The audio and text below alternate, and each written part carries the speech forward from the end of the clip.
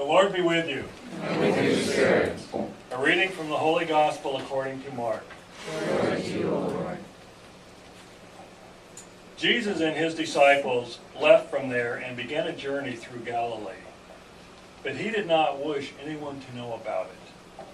He was teaching his disciples and telling them, "The Son of Man is to be handed over to men, and they will kill him. And 3 days after his death, the Son of Man will rise." But they did not understand the saying, and they were afraid to question him. They came to Capernaum, and once inside the house, he began to ask them, "What are you arguing about on the way?" But they remained silent. They had been discussing among themselves on the way who was the greatest. Then he sat down, called the 12, and said to them, "If anyone wishes to be first, he shall be the last of all and the servant of all." Taking a child, he placed it in their midst, and putting his arms around it, he said to them, "Whoever receives one child such as this in my name receives me. And whoever receives me receives not just me, but the one who sent me." This is the gospel of the Lord. Praise to you, Lord Jesus Christ. For many, many years now, I've been involved in, it's called political activity, dealing with the government. I've been a county commissioner. I've been to Sacramento umpteen times for this or that. Usually it's to fight bureaucracy or challenge something unfair in the government, something like that. Once in a while it's been to either support or oppose legislation, particular bills. Well, back in 2008, I led an effort to get a bill passed, Assembly Bill 2337, which eventually passed and was signed by the governor. And this bill, I'm proud to say, never would have gotten through if it wasn't for me, because obviously I didn't pass it myself, but I spearheaded a statewide effort to get this bill passed. The bill, this is just a simple thing, for fighting child abuse, anyone can make a report to help try and stop that. But certain people are not only permitted to do that, they're required to do that, right? It's part of their professional life, right? Joe, you're a teacher, right? You're a mandated reporter for child abuse, right? And I'm sure several other people in this room are mandated reporters for child abuse, meaning you have to report it if you have any suspicion of it. Well, there's a whole list of people that are mandated reporters, including, doctors, teachers, nurses, psychologists, marriage and family therapists, even dog catchers are on that list, believe it or not. What was missing from that list, though, was addiction counselors. And that's what Assembly Bill 2337 fixed. That bill added addiction counselors to the list of mandated reporters so that we would make sure that more reports of suspected child abuse be made. So that was all because of me. Aren't you proud of me?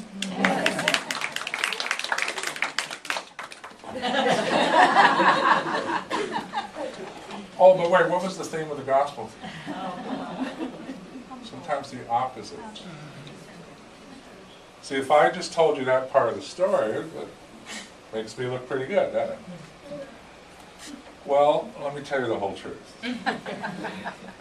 The truth is, even though addiction counselors weren't mandated reporters, they were, by law, they were ethically mandated, and in fact, always were supposed to and did report child abuse anyway. Right? So why did we go to the trouble to get this law passed? Was it to protect children? Well, yeah, it was. But the primary reason was we wanted to be on that list of mandated reporters because then you're lawsuit proof if you're on that list. In other words, before 2008, I could make a report, and I've made many reports, but people could have sued me for doing that. Now, they always would have lost, but I would have really had all sorts of legal fees defending myself had that ever happened. By getting on this mandated reporter list, what happens then is if someone even tries to sue you, the state of California will give you $50,000, up to $50,000 for legal fees to protect yourself. So, as noble as it sounds like, wow, what a hero and a great protector of children, the truth is there is a lot of self-interest in that, a lot of selfishness. Me for myself and me protecting people that I represent who are addiction counselors. So, it was noble, but truth be told, not quite so noble. All right. The gospel today, it's so clear that Jesus, can you picture this? Jesus, they're walking down the road, and a funny thing happened on the way to Capernaum because Jesus overhears the apostles arguing amongst themselves who was the most important, right? Can't you just picture Jesus turning around, putting his hands on his hips, and saying, have I taught you nothing? Have you learned nothing from me? The last shall be first, and the first shall be last. The greatest among you is not the most important person, it's the person who serves the most. It's the person who pays attention, not to the importance and honors and glory and all that sort of thing, but, and here's where the child comes in. Jesus then picked up a child and said, how you treat this child is what will determine how important you are. And you can't understand that if you think in 21st century culture. Well, of course, we all agree with that. Children are the most important. But back then, they were the least important. So when Jesus said, how you treat a child determines how you treat me, well, that was like horrifying, scandalous, I can't believe he said that kind of stuff, because children were cattle, children were property, children were thought so little of. And for Jesus to take a child and say, I'm going to judge you by how well you treat this nobody.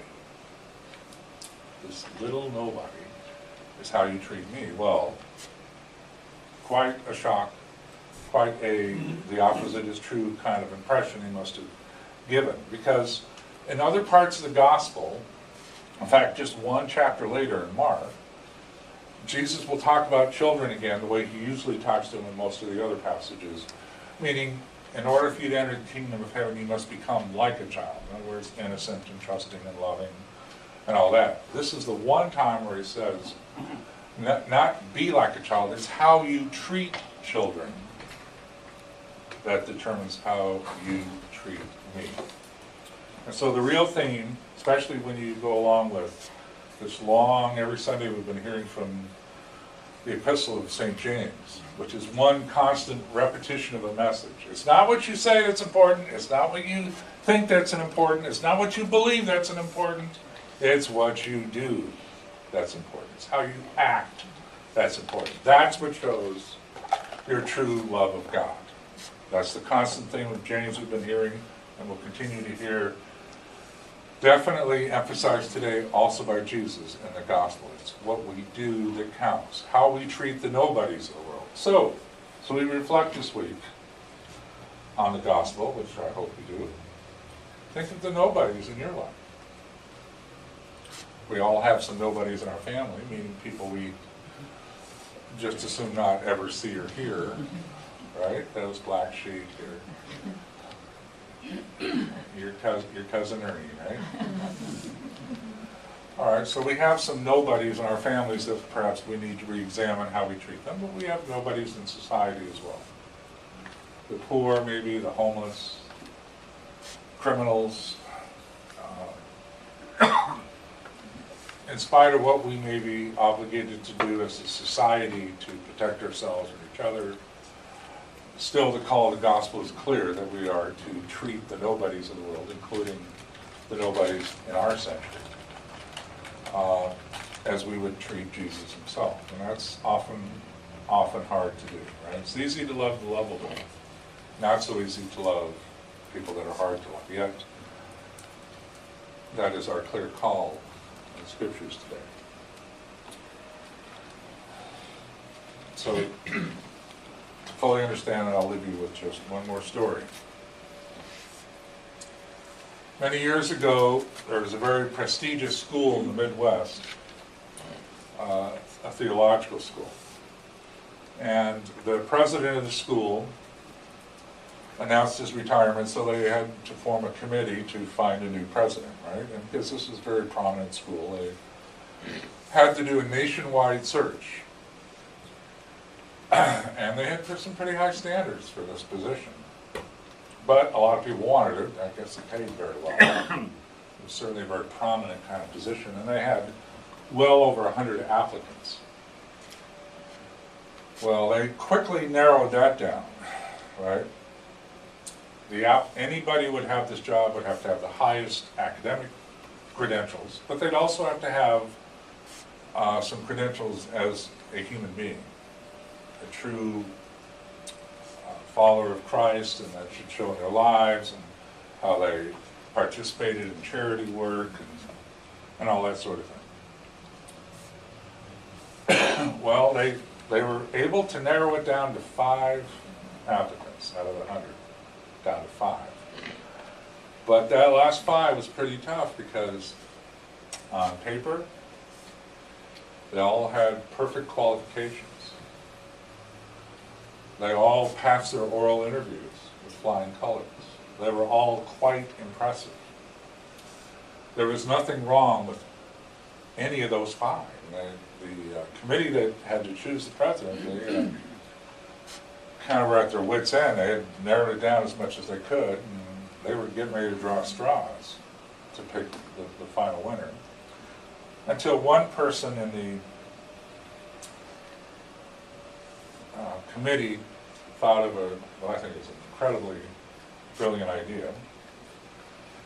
He said, to narrow it down from 5 to 1, let's go back to where all these guys teach, because they were all professors at different schools or whatever.